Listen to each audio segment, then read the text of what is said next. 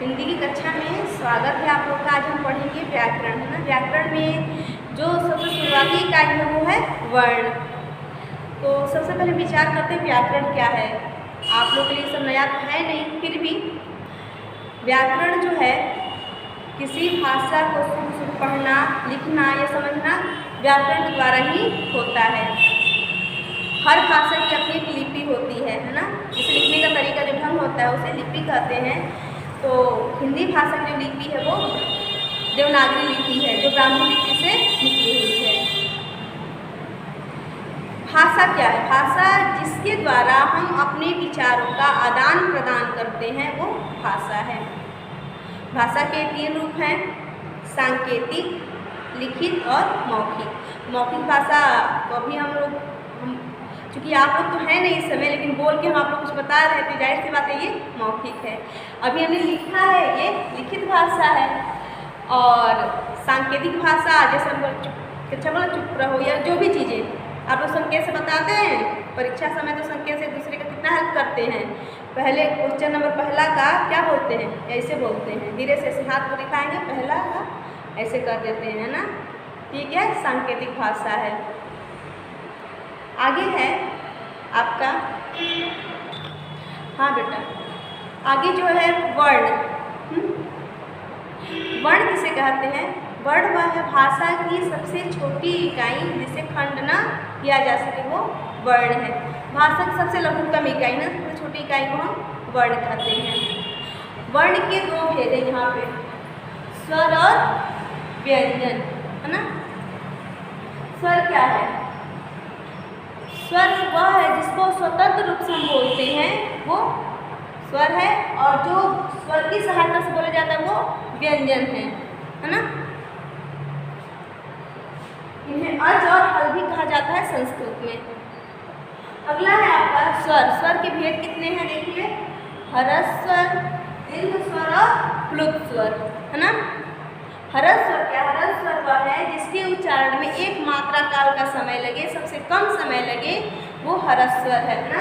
इसमें आपके 4 वर्ण आते हैं, देखिए यहाँ 4 वर्ण हैं, अ, ई, उ, री, ठीक है ना, ये आपके 4 वर्ण हैं। दीर्घ स्वर जिसके उच्चारण में 2 मात्रा काल का समय लगे, ह्रस्व स्वर थोड़ा अधिक समय लगे, 2 मात्रा काल का समय लगे, इन्हें दीर्घ कहा जाता है। इसमें है आ, बड़ी ई, बड़ा ऊ, ए, ओ, औ, ये आपके 7 हैं, है ना। अगला है आपका प्लुत स्वर। प्लुत स्वर जो होता है यह सबसे ज़्यादा समय लेने वाला स्वर होता है। इसके उच्चारण में 3 मात्रा काल का समय लगता है, सबसे अधिक समय लगता है। इसका प्रयोग संस्कृत में ज़्यादा होता है। आप देखे होंगे संस्कृत में इसको अ रूप में प्रयोग किया जाता है ना। इसको संस्कृत में आप इसका प्रयोग कहाँ होता है? संस्कृत भाषा में सबसे अधिक होता है ना बेटा। अब जो है इसके बाद आता है अंग और अह, 2 और बचे वर्ण आपके वर्ण। तो अंग और जो अह है इसे हम अयोगवाह वर्ण कहते हैं ना, अयोगवाह। इसलिए अयोगवाह कहा जाता है क्योंकि ये स्वतंत्र रूप से कहीं उच्चारित नहीं होते, है ना। इसका जो है ये और आपका ये दोनों ध्यान देना, ये जो है अंग और अह जो है इनका प्रयोग हम स्वतंत्र रूप से करते हैं, नहीं है कहीं पे, इसलिए किसी वर्ण के साथ इसे वहन किया जाता है। मान लीजिए जैसे अ पर हमने इसको लगा दिया ना, ठीक है, अ पे हमने वर्ण लगा दिया तो ये अन, और ता वर्ण शब्द बन गया अंत, ठीक है। वैसे ही ये आता है अब है त्रातम। तो त्रातम में हमने क्या किया, यहाँ पे हमने ये आपका त के बाद इसे लगा दिया तो ये इसके साथ ही जुड़ गई है। त ने इसका वहन किया, त जो है इसका वहन किया, इसलिए अयोगवाह होगा ना। पहले ये अयोग थे, ये जो वर्ण पहले अयोग है, कोई इसका अर्थ अपना नहीं है, ये किसी दूसरे वर्ण के साथ वहन करते। वहन मतलब ढोना होता है या लगना। तो किसी वर्ण के साथ जब ये लग जाते हैं तब इनका प्रयोग होता है, इसलिए इनको अयोगवाह कहा जाता है। पहले अयोग होते हैं, फिर किसी वर्ण के साथ जुड़ करके उसका वहन करते हैं, तो इन दोनों को अयोगवाह वर्ण भी कहा जाता है।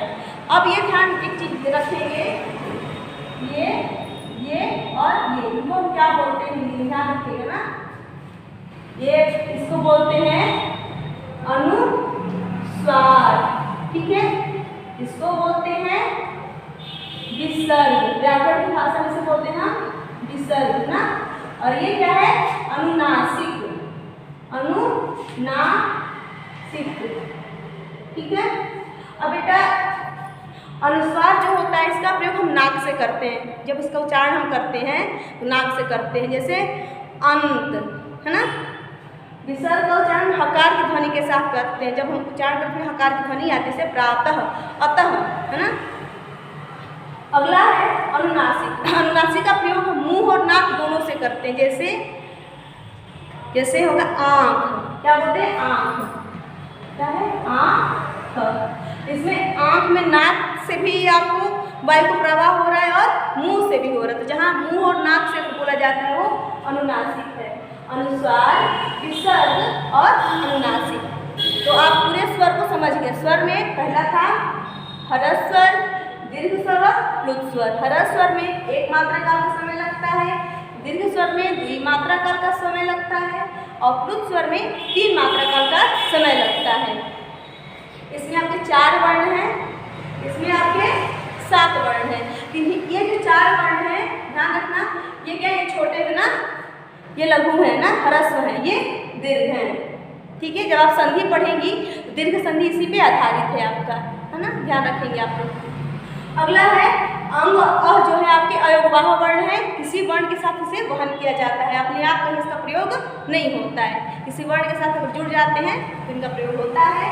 और ये आपको अनुस्वार है, ये विसर्ग है, ये अनुनासिक है व्याकरण की भाषा में, ठीक है ना। इसे आप ध्यान रखेंगे, ये ध्यान ये ना करिएगा चंद्रबिंदु का हम खाते हैं इसे, लेकिन इसका मूल नाम है अनुनासिक, जिसका उच्चारण हम मुंह और नाक दोनों से करते हैं।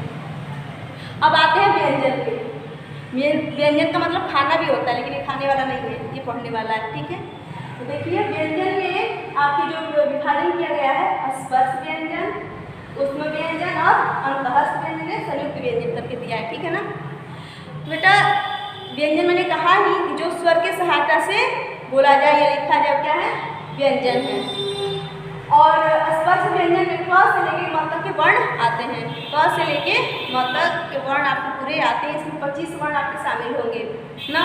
वर्ग बनेंगे क वर्ग, च वर्ग, ट वर्ग, त वर्ग, प वर्ग, 5 वर्ग बने इसमें, 5 और 25। क वर्ग में 5, क, ख, ग, घ, अंग। च वर्ग, ठीक है, च, छ, ज, झ, इय। ट वर्ग, ट, ठ, ड, ढ, अण। त वर्ग, त, थ, द, ध, न। प वर्ग, प, फ, ब, भ, म। ये आपके 25 जो वर्ण है ना, इसमें कितने वर्ण है, 25। स्पर्श व्यंजन में आपके 25 वर्ण आएंगे, 5वां 25। 5 वर्ग हैं, पांचों के 5-5 वर्ण हैं, इसलिए 25 हो गए, है ना। स्पर्श व्यंजन इसलिए कहा गया कि इसके उच्चारण में हमारी जो जिह्वा है किसी न किसी विशेष भाग को छूती है, इसलिए इसको स्पर्श व्यंजन कहा गया है ना। इसका उच्चारण किसी न किसी विशेष अंगों से होता है ना, हमारे जिह्वा के द्वारा, गले के द्वारा, मुख के द्वारा, तो विशेष अंगों का इसमें क्या समावेश है, इसलिए इसे स्पर्श कहा गया है। ऊष्म व्यंजन में हमारे मुंह से गर्म हवा का क्या होता है, प्रवाह होता है, गर्म हवा निकलता है, इसलिए ऊष्म कहा। ऊष्म मतलब गर्मी से भी लिया गया है ना, जैसे श, इसे बड़ा सा भी कहा जाता है, इसे छोटा सा भी कहा, लेकिन इसका वास्तविक नाम है तालवी श, क्योंकि इसका उच्चारण तलवा के द्वारा करते हैं ना। इसका जब उच्चारण करते हैं तो हमारी जिह्वा जो है तलवा को स्पर्श करती है, जैसे श। ये है मूर्धन्य स, इसका उच्चारण हम करें मूर्धन्य स में तो ये कैसे होगा, मुख से होगा, मुख से इसका उच्चारण होता है, तलवे से इसका स्पर्श नहीं कराना है।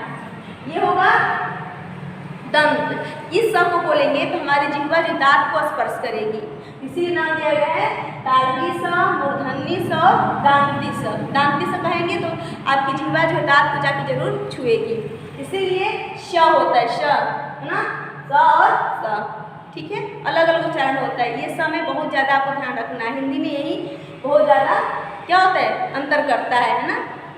ह भी क्या है, ह करेंगे तो उसमें भी आपका गर्म हवा का प्रभाव होगा। ये 4 वर्ण जो आपके हैं, 4 वर्ण जो है ये आपके उस व्यंजन में अंतःस्थ, ठीक है। इसका जब हम उच्चारण करेंगे तो हवा जो है गले से जब प्रवाह होता है, अंतः से, अंतःस्थ, है ना। ध्यान रखना आप लोग, अंतःस्थ वर्ण में आपका है य, र, ल, व, यानी इसके उच्चारण में हमारी जिह्वा किसी विशेष भाव को स्पर्श नहीं करती, पूर्ण रूप से नहीं करती लेकिन पूर्ण रूप से नहीं करती। ध्यान रखना, य, र, ल, व, य, र, ल, व, य, र, क्योंकि ये जो है अंतः से निकलता है ये ध्वनि, लेकिन हमारी जिह्वा हमारे मुख के किसी विशेष भाग को पूर्ण रूप से स्पर्श नहीं करती है ना। ध्यान रखना, पूर्ण रूप से स्पर्श नहीं करती। यहाँ पे स्पर्श कर रही है जिह्वा किसी विशेष भाग को, लेकिन यहाँ पे नहीं कर रही है, ठीक है, अंतर से निकल रहा है ये, है ना।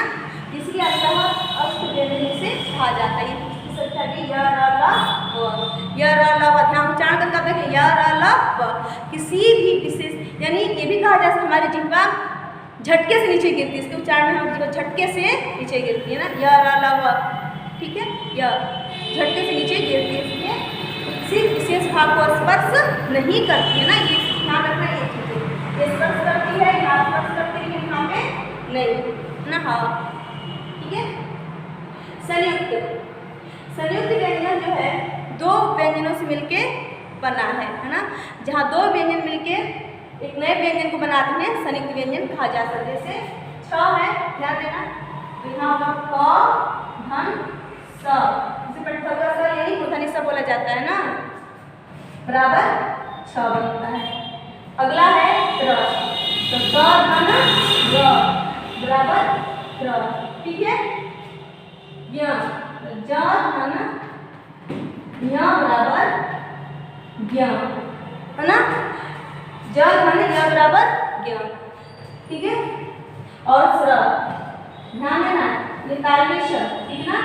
स, धन, र बराबर स्र। इस तरह से ये व्यंजन संयुक्त 2 व्यंजनों के बाद इन व्यंजनों का क्या हुआ, निर्माण हुआ है। इसलिए ध्यान दीजिएगा, छ, क, धन, स, त्र, त, धन, र, ज, धन, य, स्र, स, धन, र।